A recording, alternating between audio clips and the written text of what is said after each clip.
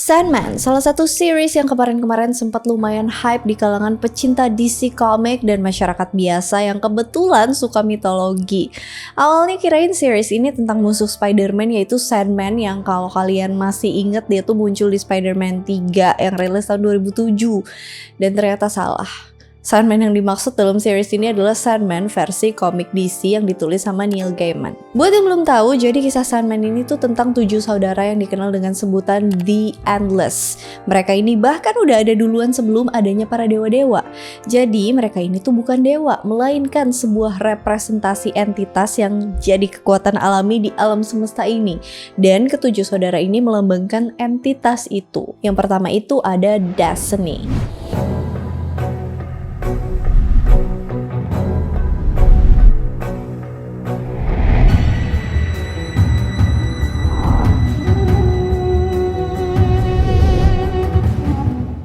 Destiny ini dalam cerita Sandman adalah anak yang paling tua dari The Endless. Sosok ini merupakan personifikasi dari takdir. Yang kedua itu ada Death yang merupakan personifikasi kematian. Di dalam cerita Sandman, Death itu anak kedua dalam The Endless. Terus yang ketiga itu ada Dream. Dream ini adalah personifikasi dari mimpi dan sangat berkuasa di alam mimpi manusia. Dalam cerita Sandman, dia digambarin dengan penampilan yang gothic dan cool. Sikap dinginnya ini bahkan ngalahin Thomas Shelby di serial Peaky Blinders. Yang keempat ada Desire, yang merupakan personifikasi dari keinginan dan nafsu manusia. Bentuk Desire ini macam-macam. Kadang dia jadi cewek cantik banget, dan kadang juga jadi cowok yang ganteng banget. Dan Desire ini bisa dibilang tokoh paling ngeselin di antara para The Endless ini. Terus yang kelima ada Despair, yang jadi personifikasi dari keputusasaan. Dia ini adik kembar dari Desire yang disebutin tadi. Penampilannya tuh putus asa banget, sampai-sampai kitanya juga putus asa gambarin karakter ini. Pokoknya kalian nonton aja deh. Yang keenam ada Delirium, yang merupakan personifikasi dari kegilaan dan kewarasan. Tapi awalnya dia itu bernama Delight, yang ngelambangin kebahagiaan. Delight tuh kayak nama paket pizza murah zaman dulu, tau gak sih? Anyway, dari Delight perlahan dia jadi Delirium, gak tahu kenapa. Dan Delirium ini yang paling muda di The Endless. Yang terakhir ada Destruction, personifikasi dari kehancuran. Tapi meskipun begitu, Destruction dalam komik Sandman dikenal sebagai yang paling ramah di antara The Endless.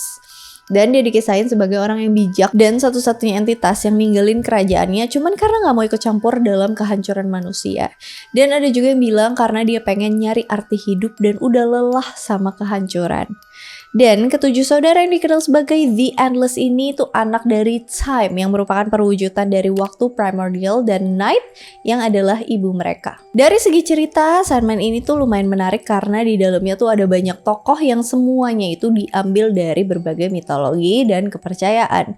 Misalnya Lucifer yang di series ini kirain diperanin sama Tom Ellis, tapi ternyata diperanin sama wanita, Gwendolyn Christie, dan masih banyak lagi. Tapi sekarang yang dibahas dari series ini adalah tokoh Dream tadi. Dream dalam cerita Sandman ini sebenarnya tuh punya banyak sebutan nama. Dream disebut juga sebagai Morpheus, Kykul, Oneiros, dan Sandman. Jadi dia adalah protagonis utama dalam cerita Sandman ini.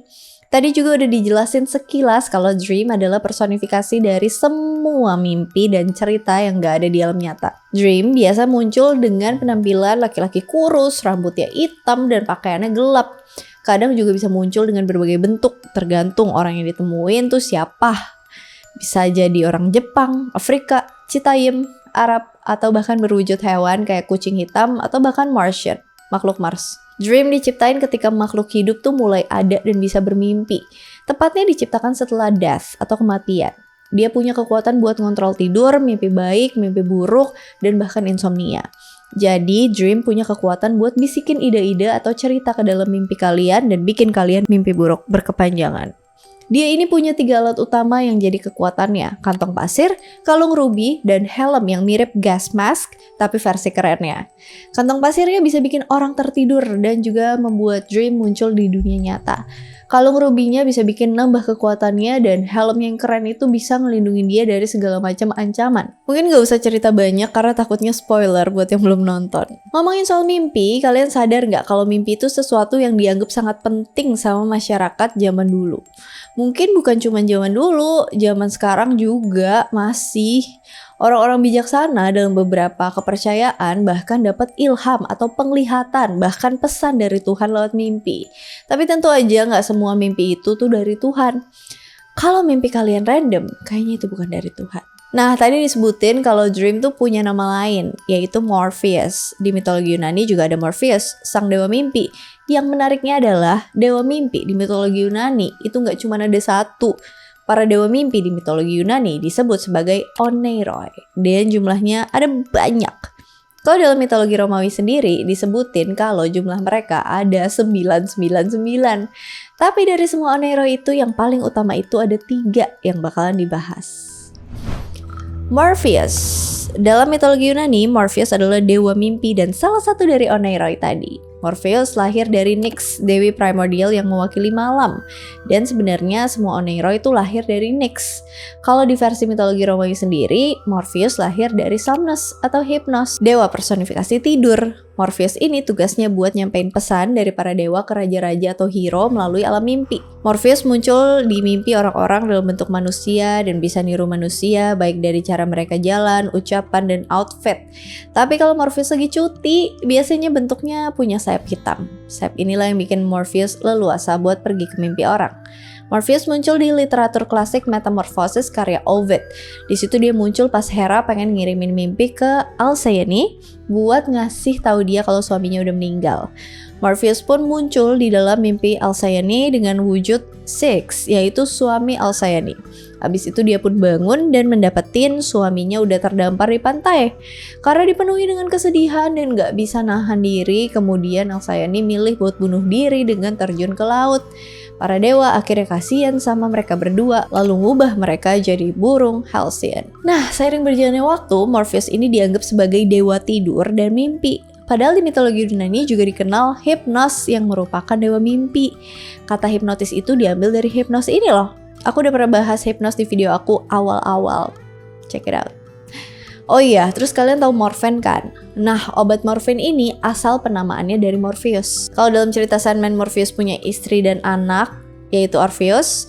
Dalam mitologi, gak ada satupun catatan mengenai istri dan anaknya ini. Tapi kalau Orpheus, emang beneran ada sih di mitologi Yunani. Phobetor. Selanjutnya itu ada Phobetor. Dia ini yang punya tugas buat nakutin orang-orang yang bermimpi, alias tugasnya tuh buat bawa mimpi buruk. Biasanya Phobetor muncul dengan rupa hewan atau monster yang nyeremin. Pokoknya apapun ketakutan terbesar kalian bakal diwujudin sama Phobetor ini di alam mimpi. Gak ada bentuk pasti dari Phobetor ini, dan kalaupun lagi cuti dari tugasnya nakutin, Phobetor biasanya berwujud manusia bersayap.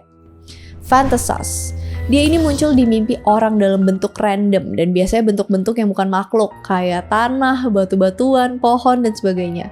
Pokoknya kalau kalian mimpinya pemandangan atau random ya mungkin itu kerjaannya si Phantasos. Ketiga saudara ini tinggal di daratan mimpi atau dunia mimpi yang terletak di dunia bawah, Underworld. Tempat itu dekat dengan kediaman Nyx. Ada 2 gerbang di sana, yang satu dihiasi gading, yang satu lagi dengan tanduk. Mimpi palsu keluar dari gerbang gading, sedangkan mimpi masa depan muncul dari gerbang tanduk. Statius gambarin para dewa mimpi berada di dekat dewa Hypnos di gua di daerah itu. Selain dari mitologi Yunani, ada juga makhluk yang bernama Sandman yang berasal dari cerita rakyat Eropa. Sandman ini juga berhubungan sama tidur. Salah satu sumber tertulis tentang makhluk ini berasal dari buku Die Nachtstuke tahun 1871 yang artinya kepingan malam yang ditulis sama E.T.A. Hoffmann. Dalam buku itu ada cerita singkat yang berjudul Der Sandman. Dalam cerita Der Sandman dikatakan ada sebuah makhluk yang kerjaannya itu naburin pasir ke mata anak-anak yang gak mau tidur. Pasir itu bikin mata anak-anak itu keluar dari kelopak matanya. Anjir, serem banget. Dan kemudian dikumpulin dan dibawa ke sarangnya yang ada di bulan, kemudian menjadi makanan buat anak-anak dari makhluk ini. Dan ada lagi versi cerita rakyat Prancis yang disebut Bonhomme Set Urg yang diceritain naburin pasir ke mata anak-anak yang gak mau tidur dan kemudian nyulik anak-anak itu. Ada juga versi family friendly yang ditulis oleh Hans Christian Andersen yang bernama Ole Lukoje. Ole Lukoje ini diceritain bakal datang ke kamar anak-anak dan naburin semacam debu ajaib yang bikin anak-anak tertidur. Ole Lukoje ini juga dikisahin bawa payung. Setelah anak-anak tertidur, Ole Lukoje bakalan buka payung yang di dalamnya ada gambar dan mayungin anak-anak yang baik dengan payung itu. Anak-anak yang dipayungin tuh bakalan mimpi indah sepanjang malam. Dia juga mayungin anak-anak yang nakal, tapi nggak ada gambarnya. Jadi anak-anak nakal nggak bakal mimpi apa-apa. Cerita tentang Sandman ini juga muncul di Romania, Swedia, dan Norwegia. Namanya aja yang beda, ceritanya mah hampir sama. Kalau di versi Jermannya sendiri, Sandman ini naburin krim manis di mata anak-anak supaya nggak kelihatan sama mereka dan bikin mereka cepat tidur. Tapi ceritanya makin berkembang dan lama-lama krim manis itu berubah jadi pasir. Cerita soal mimpi dalam berbagai kebudayaan tuh punya interpretasi yang berbeda-beda. Kayak yang dibilang tadi, mimpi itu merupakan sebuah proses yang dianggap penting bagi sebagian kepercayaan. Karena para orang bijak di masa lalu tuh dapetin ilham dari Tuhan lewat mimpi. Mesir kuno percaya kalau mimpi itu pintu masuk buat mengetahui masa depan. Orang-orang Mesir kuno tuh taunya mimpi berasal dari alam mimpi yang terletak di antara alam orang hidup, alam orang mati, dan alam para dewa. Kalau di suku aborigin Australia, mimpi bukan cuma sekedar ramalan atau petunjuk, tapi juga sebagai alat penciptaan. Dalam mitologi aborigin, mereka percaya kalau para dewa dan roh leluhur bermimpi ketika menciptakan dunia ini. Jadi, kita semua ini tuh ada di alam mimpi para roh leluhur. Di Alkitab atau Al-Quran juga pasti ada yang bahas soal mimpi ini kan. Jadi, mimpi ini tuh merupakan sebuah proses penting dalam kebudayaan dan kepercayaan di dunia. Itu dia all about Sandman dan mimpi.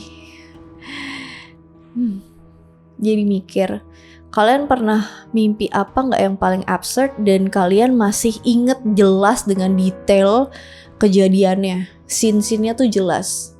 Boleh dong share, siapa seru. Aku pernah mimpi apa ya yang detail ya, yang absurd ya. Sekarang udah lupa, tapi waktu itu pas aku mimpi lagi seru-serunya, terus pas bangun tuh aku inget. Jarang-jarang kan kita bangun inget mimpinya. Terus aku langsung ketik di notes, cuman sekarang notesnya udah kehapus, jadi lupa deh. Ya udah, share ya. As always, thank you so much for watching. Hope you guys like it and see you on my next video. Bye-bye. Dream ini adalah personifikasi. Dewa lalu berubah mereka. Berubah.